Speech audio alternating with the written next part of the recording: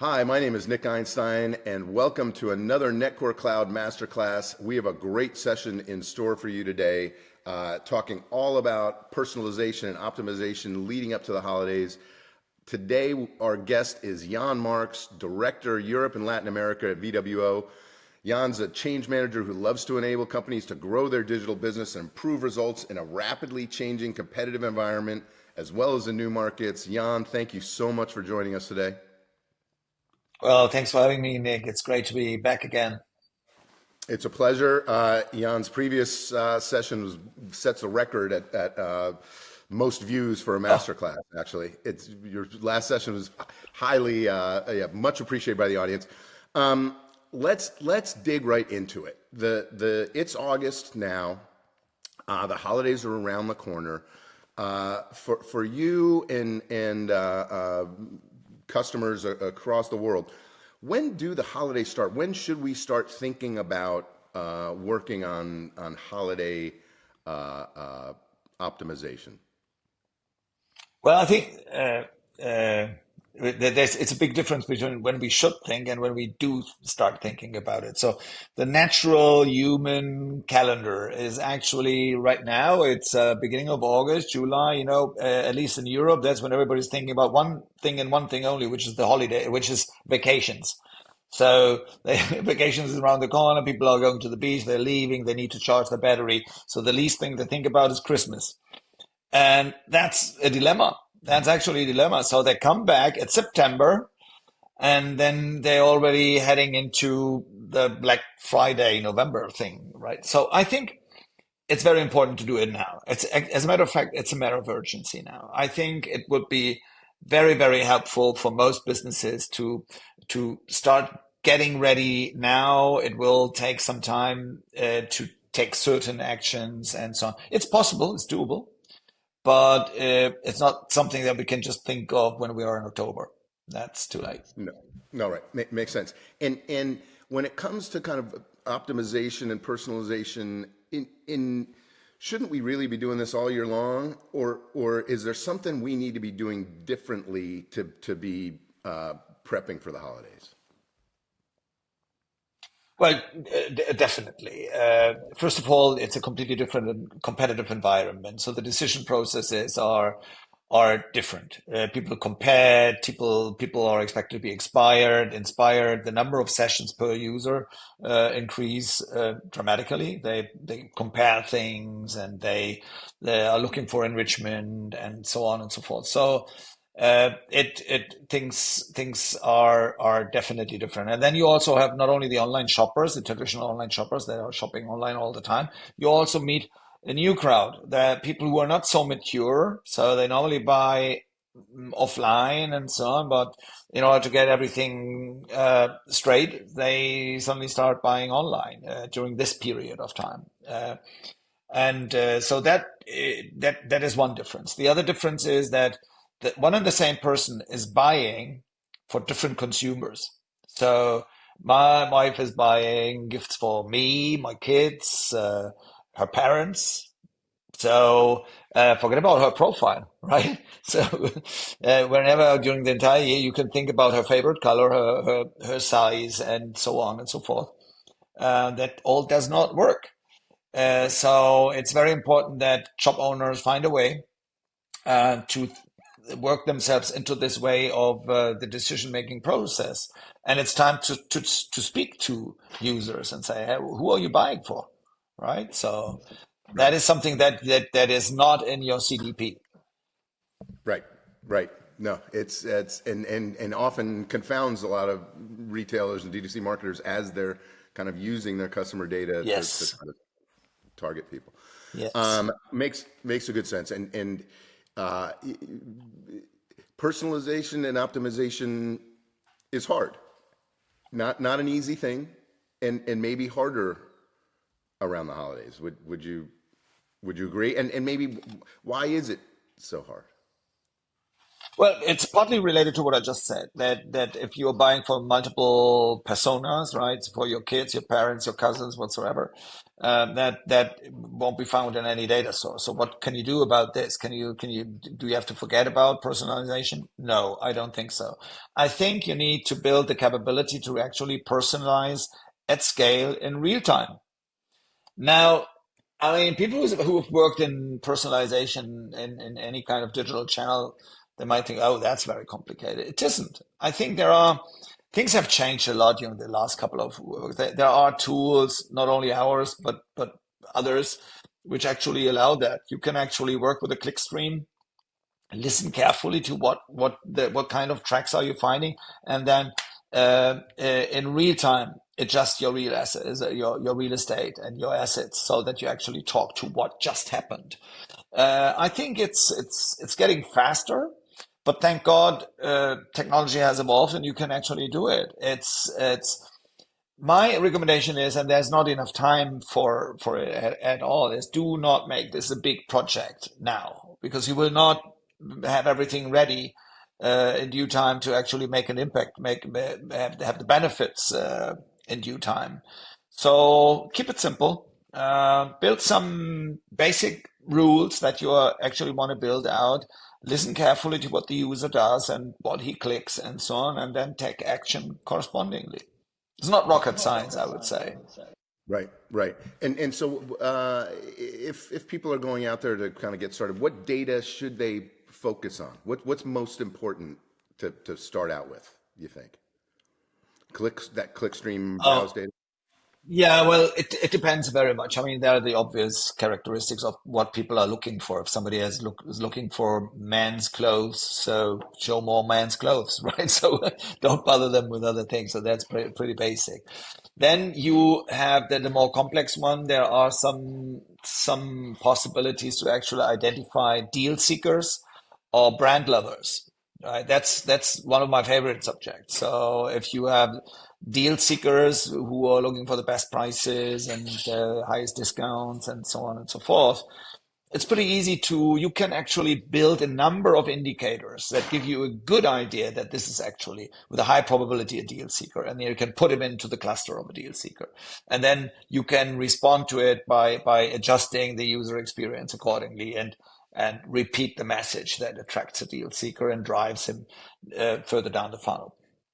When he is a brand lover, he's a brand lover. He spends just a lot of time around his favorite brand or specific to several brands, right? And he never visits the special offer page, and he always searches proactively for a particular brand. So there are also, you can build them. So find these clusters and then react accordingly there. So the basics is what people are expressively looking for, like men's clothes, or when they look for blue shirts, I mean, they're looking for blue shirts.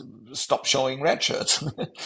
and and if you would think about, let's say, these relevant clusters, and this depends actually very much on your business, I would say.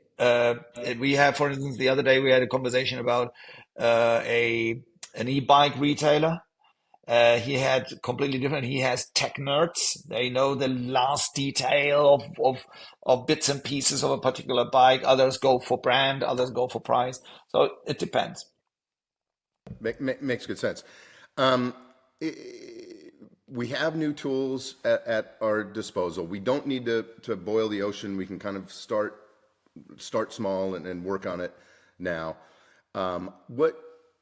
Why aren't more people succeeding with personalization efforts and optimization efforts? Why are do we see people either mail it in sometimes and not personalize, or you tell me sometimes personalization goes wrong and you know we were sending maybe the wrong message to the wrong audience. Why aren't more people doing it well? I think overall, I would say it's because we make it a data project as such. So but the first book about personalization that I read, that's 23 years ago. And we already spoke about how to personalize the experience the online shopping experience. Those days, imagine.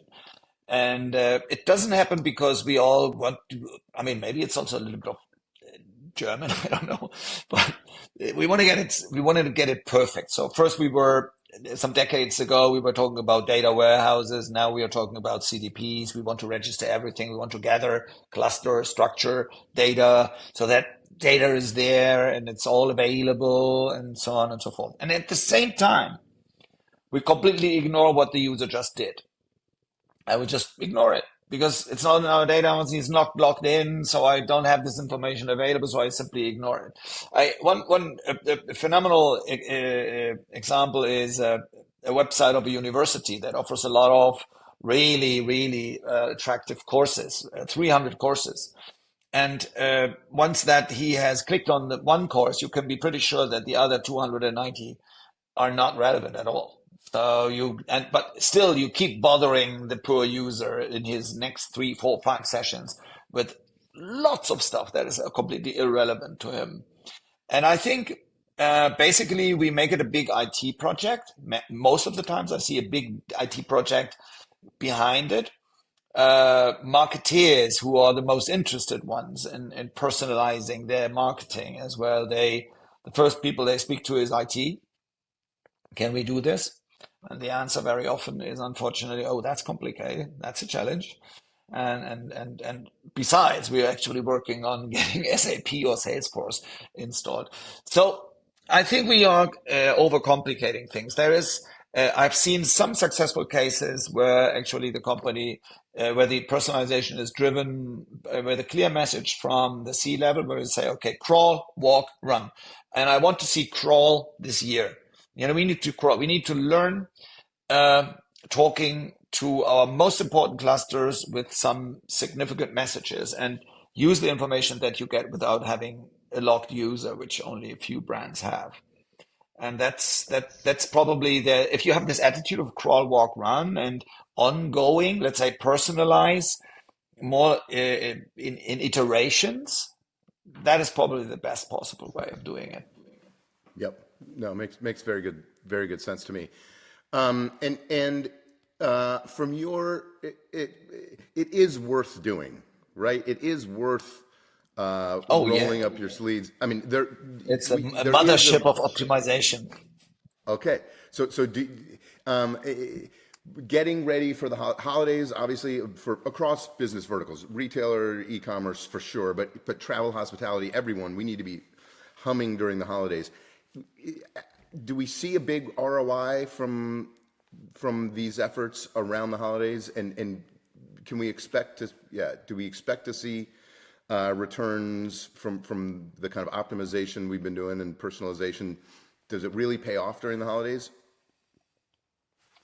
But I always encourage our team to say, okay, now is the time to run really cool proof of concept phases. You know why? Because once it's done for the holidays and you measure the results of such crawl, walk, run initiatives, the initial steps towards a personalized holiday shopping experience, the response comes in Q1. So in January, then we see, okay, you saw what this got, and I mean the ROI is actually tremendous if you do it right. That's a good thing. It's also not too expensive. I mean, prices, all SaaS companies like ours as well. Pricing is based on your business volume. So if you're a small fashion boutique with 3 shops and a little online business and so on, it's affordable for you. And if you are Massimo Dutti, it's a little bit more expensive, yes. But it's affordable. It's a scalable thing and you can do it. And since the technology has evolved a lot, you also don't need a big IT project behind it with lots of people, lots of complexity, lots of risk, and so on. So the ROI, mentioning the I as not only the cost of software but also cost of your time and your own resources, so is tremendous, I would say. So I've seen the first time I looked into ROIs from the holiday season and things that happened before the summer before, uh, someone told me, yeah, it's the holy grail of optimization. That's what happening there. It's a short period of time, and you still have some months to prepare things actually, and a slight lift in conversion rates is actually paying off multiple times. Yep. Yep. It depends of course, where you are in your on your optimization journey. I mean, let's be straight. There are some advanced companies that are already pretty mature and they have tested a lot of things and so on and so forth.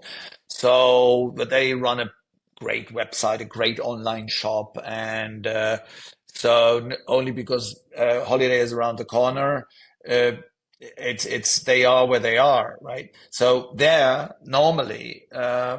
Where the payoff comes from is using let's say experimentation differently.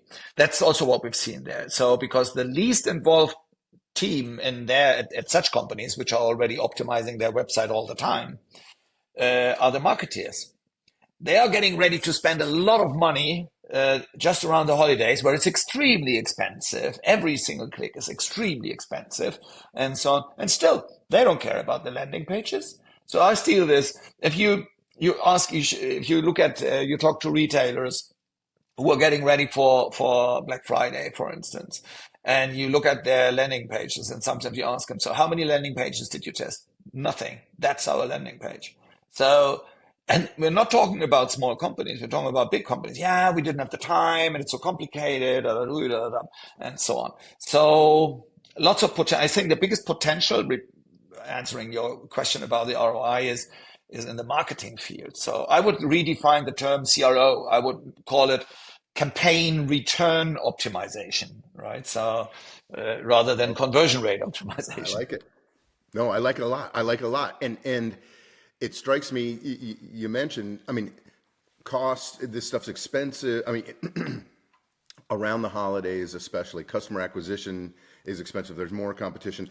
On the macro scale, acquisition costs have just gone up and up and up year over year. Customers are more expensive now than ever before.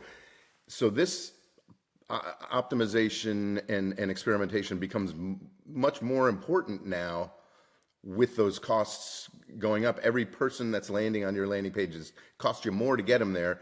You better take advantage of Yeah, it. absolutely. I mean, the investment is much higher for every visit that you have. Everybody knows that, which is, to me, it comes as a surprise that that the return on it, which depends actually on what happens during the rest of the journey, is not in the focus of a lot of marketing departments. So we are facing a dilemma here, and which is basically the e-commerce. Most e-commerce organizations or e-commerce departments are have three basic pillars, not to call them silos, right? So one pillar is the guys, or is the team is the guys who are managing the website. They are optimizing all the time and moving buttons and colors and stuff like that. So they're good in psychology and all this. Then you have the guys who are spending the money on Google, and they are very focused on the offsite experience. They try to get them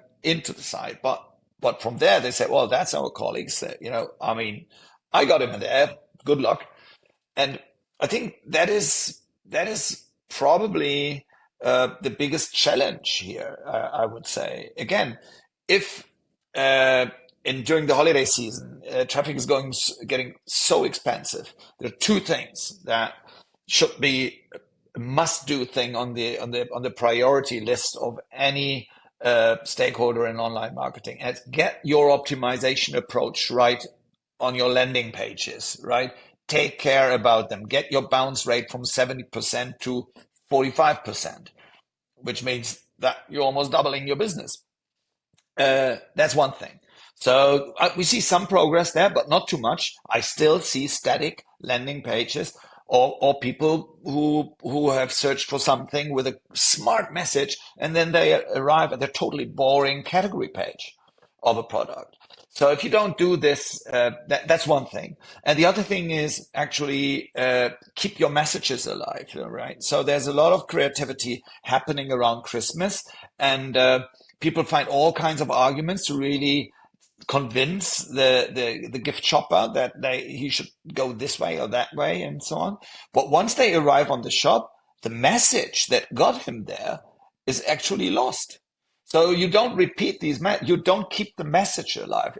If you found, let's say you were speaking, it happened, you were speaking to a deal hunter and one of your price sensitive messages out there got him to the side and you stop talking about the best price along the journey, you're losing him sooner or later, right? While if you keep pointing out that there is no other better price in the market, and there is this is the highest discount that you get, and that prices will increase shortly and whatsoever, then you got him. You keep having him. You speak his language, right? Yep. Yep. No, that makes very good sense. And it occurs to me too, during the holidays, keeping that message alive. Keeping the message alive can be difficult for marketers coming from a marketer across channels, because you have those channel, as you mentioned, maybe not silos, but there are kind of pillars, if you will, of data and audiences. But keeping that message alive across channels becomes very powerful, I think, especially on the holidays when offline is critical too, right? Your people aren't just buying Yeah. in a store. I mean, online, they're also buying in a store from us. Yeah, yeah. I mean, optimization. I mean, omni-channel optimization is getting more and more crucial. I think for many bricks and mortar businesses there. So whereas the e-commerce was kind of a team that is struggling to get online sales, online sales, online sales. We've recently talked to a large jewelry brand where the average ticket size is £10,000. And I mean, that's self-explaining. They run this. You can buy this. You can actually buy jewelry for that rate online, right? So with all kinds of insurances and so on. However, they perfectly manage that. They really track this user down into the shop, and they did a lot of cross-channel experimentation as well. So, uh, as a practical example, there are ways actually to optimize the entire journey, including the offline journey. So you can actually try out certain things and then measure the conversion that is happening in the shop, and then channel it back into your A/B test. We're doing this all the time with many retailers there. So mm, keep focused on the stay focused on the full picture. And I think that is only one guy in the company who can do this, who's the CEO. So he actually has to keep this both alive. Yeah, we need to grow online, but we need to grow as a company actually. And online has plays a vital part in this mission, but where the customer buys is actually doesn't really matter. No, right, right. And you mentioned the CEO. I mean, a lot of it seems to me that when experimentation, optimization, personalization is kind of woven into the culture, to your point previously, people uh, doing it year round on the site. It's it's when it comes top down, it's often easier to get some of these projects, easier to crawl, walk, run Yeah. faster. Would you agree? Yeah, I do. However, you need to do some, well, normally they don't, let's say our optimization initiatives, they normally don't start at the CEO's office, right? They don't. And not even CMO's office. So they start because the head of UX knows how to optimize things and how important it is, and he knows about, he has this agile mindset there, and he's thinking in optimization sprints and so on. Now, so I think the first thing is you need to arm. I think we need to. Well, we try to help these first point of contacts actually to write a success story. So the initial one, and the good thing is with A/B testing is that you have measurable, proven, significant results in a very short period of time. So you can actually run this for a couple of months. You can go back with the results of two, three, four, five tests and say, okay, you know what? This has been 623,000 additional dollars of revenue only because of the positive changes that we found. And not only that, we also avoided $90,000 because we did not implement this change because it turned out that the users didn't like it. And so I think it's a Yeah, two phases. A lot of people at many conferences we speak about culture of experimentation and so on. But I believe very much in it needs a certain level of work bottom up, right? So that you can actually make it more tangible, and then you can actually, with data in your hands, you can actually get the buy-in, and then involve, let's say, the senior management more and more in this process. So otherwise, it's really hard. It's really yeah. hard. No, No, makes very good sense to me. Um, dur- During the holidays and year round, we need to be balancing the messages we're sending, the personalization, the experiences we're offering customers with what we're trying to do from a business perspective, right? What we're trying to sell versus what people are trying to buy. Mhm. Personalizing versus optimizing for the business. Does it does is there a balance there that comes up during the holiday in terms of trying to push Yeah. what you have most inventory on versus what your people are coming to the site to see? I think there is. I mean, thank God nowadays there is. So, I mean, if uh, you want to sell product ABC because you have a lot of ABC on stock, right? So you need to get rid of that. So you really want to get this, throw it into the eyes of the consumer and make them buy that, and so on. On the other hand, you have the consumers that are more interested in XYZ. Uh, this was actually the moment that you dominate the play of optimization, of personalization. You can actually it can solve this problem. If you the moment that you know that you have a deal hunter, you can actually channel this stuff because he's less brand related, he's more flexible, he's not into it, he doesn't have a he wants a deal but not a specific so you can actually balance this out much more. So the moment that somebody comes straight to the page from you have several indications that he is only into buying a particular product or a particular category from a particular brand or so, and you see that he's very focused and he's not navigating and browsing and filtering and so on. It's detectable. It's you can build your conversion scores and see that I better not distract him with anything that I want to sell. So earlier this was not possible, right? So and that is you can sell the products that you need to sell, and you can sell at the right time to the right person. Right. It's not easy. I mean, it sounds easy. I mean, it sounds easy as I say it there, but I think the basic we have this in tourism. We see this a lot because you have always occupation is the key driver of your bottom line.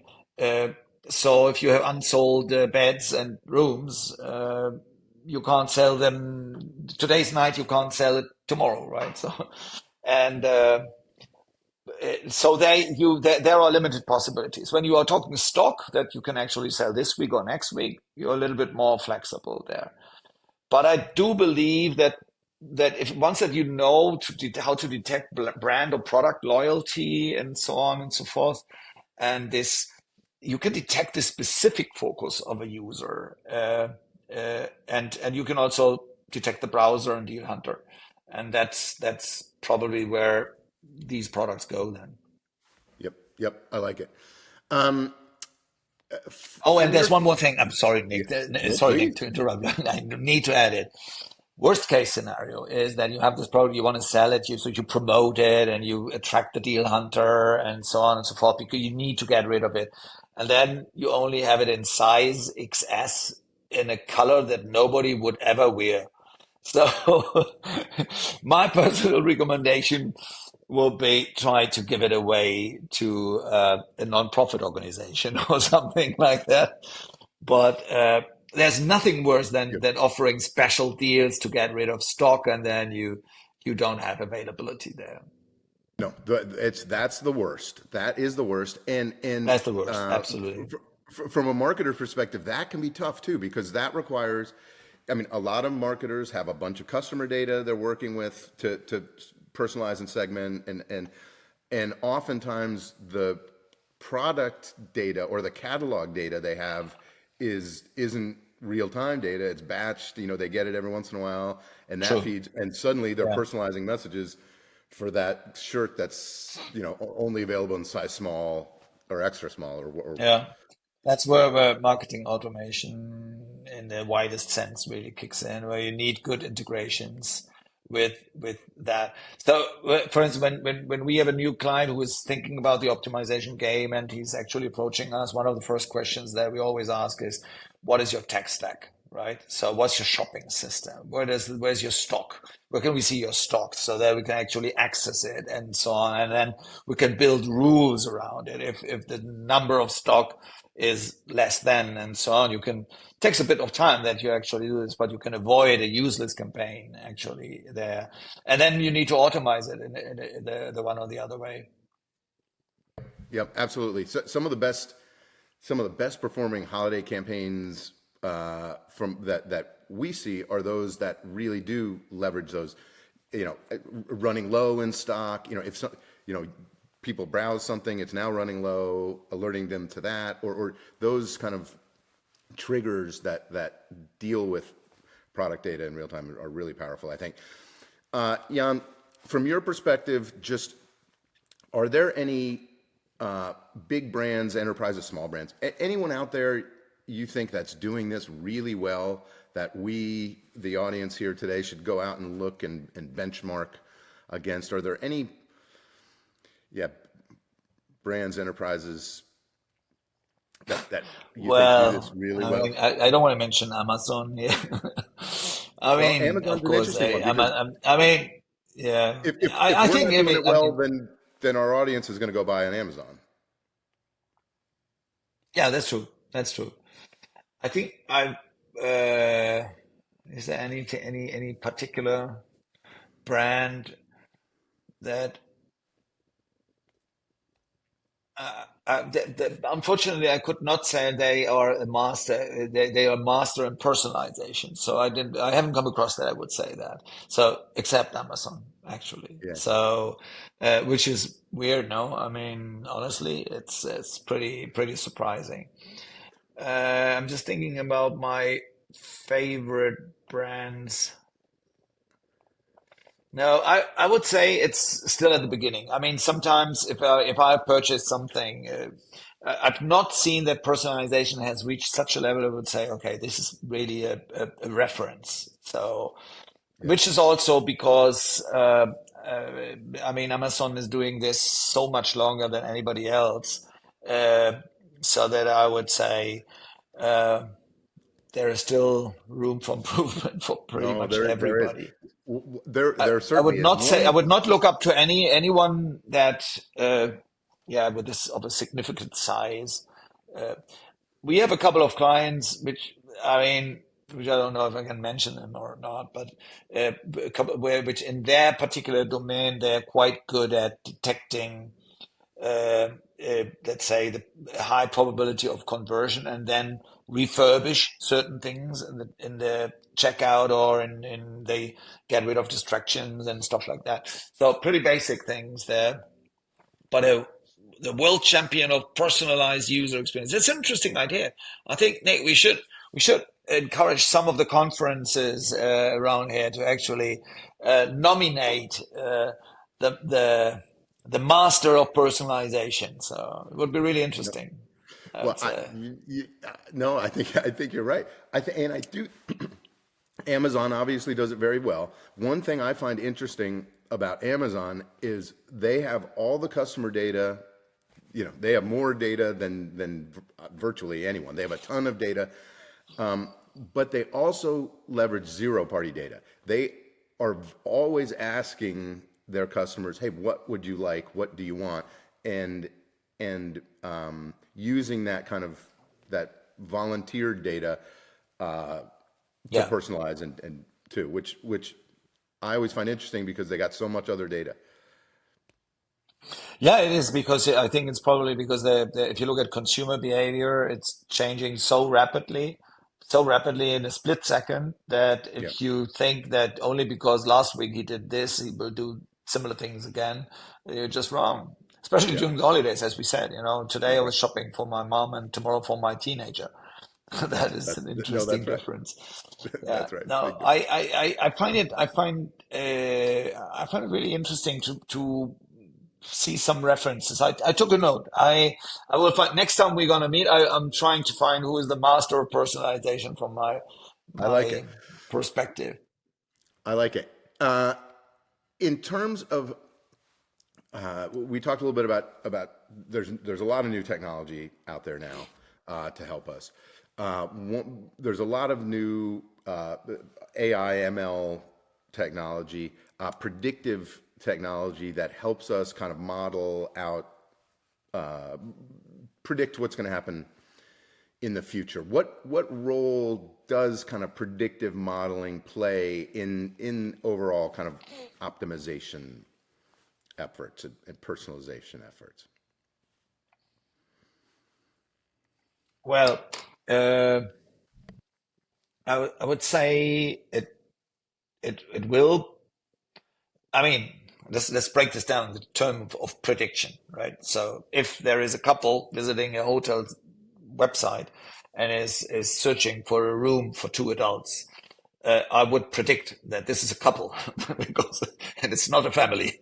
Right. I don't need an algorithm for that. So there's a lot of information that where I can predict it straight away without any particular algorithm and without any complex AI behind it. But there is more in it. So since when because users are doing so many things, they come back 10 times, 20 times, and then they do this, and then they do that, and they use different devices. And and sometimes then you need smart algorithms to take decisions and refurbish your stock or your special offers accordingly.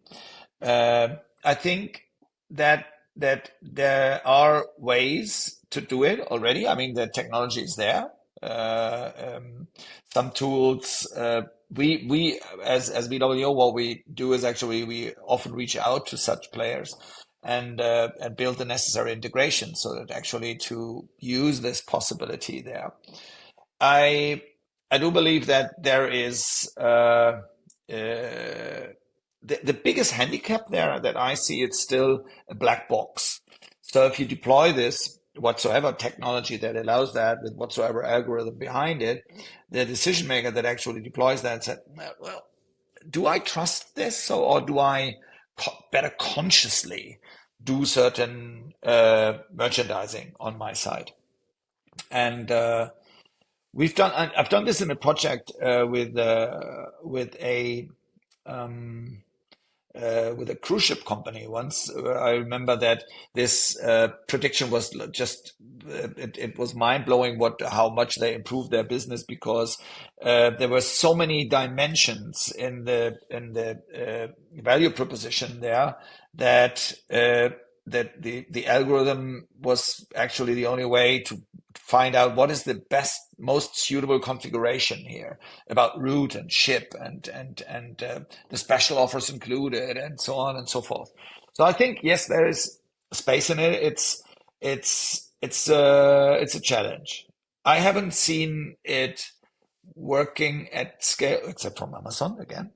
Uh, and some advanced fashion brands. So Inditex is doing this quite well, and so on. But again, cautious. I would say, and here we are again. We're saying, okay, you want to really scale, build personalization, and so on. Crawl, walk, run.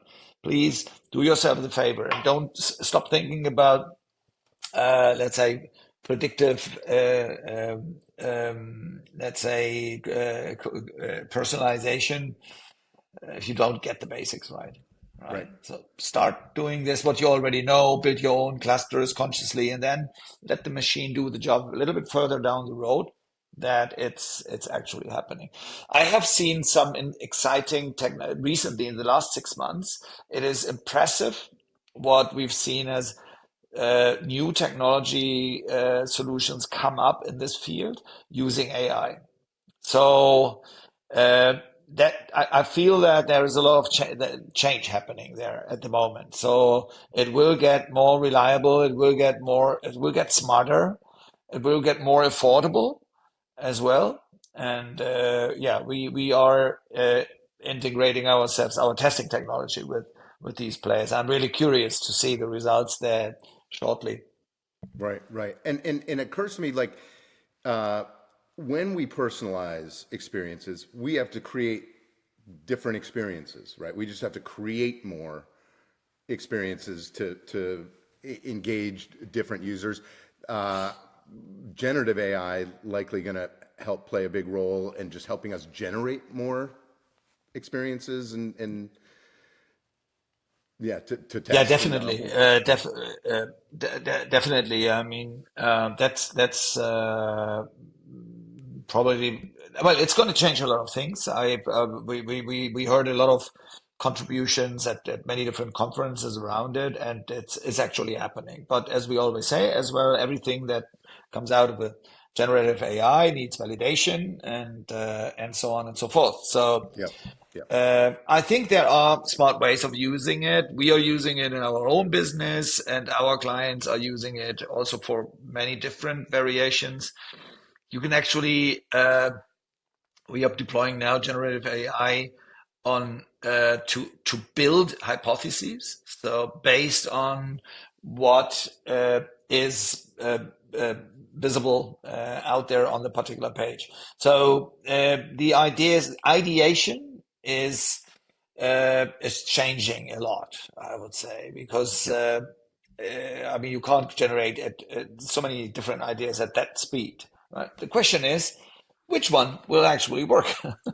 So There we go. you better. So if you, I think if you that I was asked this another time. Since it can generate ideas in much shorter time, define a hypothesis, define a variant that is actually completely different, and uh, in a split second. So if you have so much more possible variants, you just need speed at testing as well, right? Because you need to test it, you need to validate it. That is why we like it so much because in enhanced ideation invites for fast validation. Yep. No, I love it. Uh, Jan, we've been talking today about crawl, walking, and running. What Yeah. does crawling look like? If we're our audience today isn't in that, if we're not already running, yeah, running. If we're just kind of what does crawling look like? Where should we start?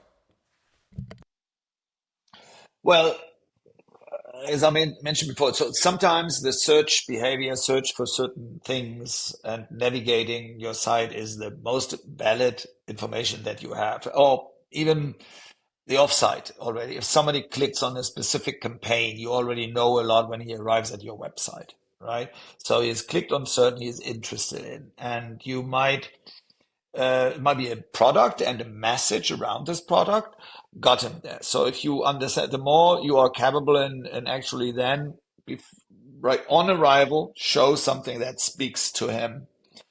That's the basic, right? So if you are because if people click on a paid search or organic position, they are looking for what they were just seeing elsewhere, right? So they really want you need to repeat it and connect. Because think about it. I mean, in most retail pages, you still online shops, you have bounce rates of higher than 50%, which is why you're not personalizing your online shop's initial message and the welcome message to what brought the user to your site. So this is a typical very crawl, very early, very even this is before crawl. This is just being born. Uh, that's one thing. Then you really then the behavior on the site starts, and people are clicking certain categories, and the last category they clicked on was like tools, so they're interested in tools. So for the rest of the journey, find some real estate that is pretty variable and is dependent on what was the last clicked category. And then you talk more about tools because, and hopefully with something very interesting about it. So using the most evident direct messages from the user, why he came to your site or why he clicked on a particular navigation element. That's absolutely that.